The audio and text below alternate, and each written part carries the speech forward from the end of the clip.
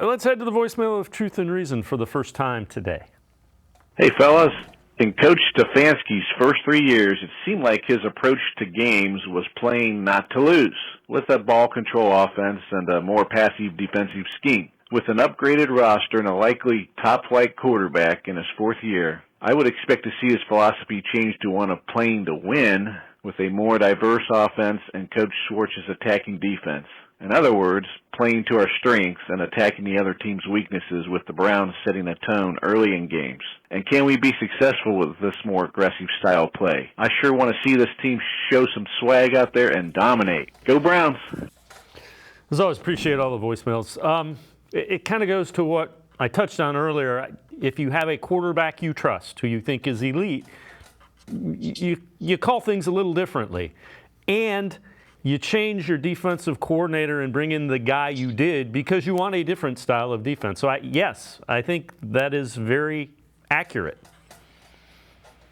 I think his point is both very good and maybe a little bit misunderstanding of how last year went.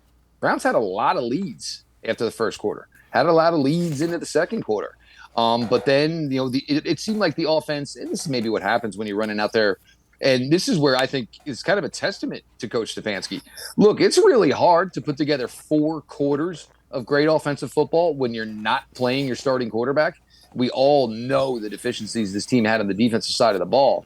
But he found a way to get points most of the time in the first couple of drives. And again, there were a lot of games where the Browns were ahead at the end of the first quarter, ahead, mid, late second quarter.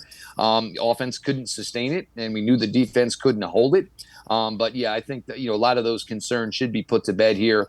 There's no way you put this investment into Deshaun Watson and, you're going to say, oh, well, we're going to run the ball 40 times. You'd be foolish too. You're going to look foolish even if you attempt it. And you have a defense coordinator who wants to play a whole bunch of pass rushers and a whole bunch of his secondary players.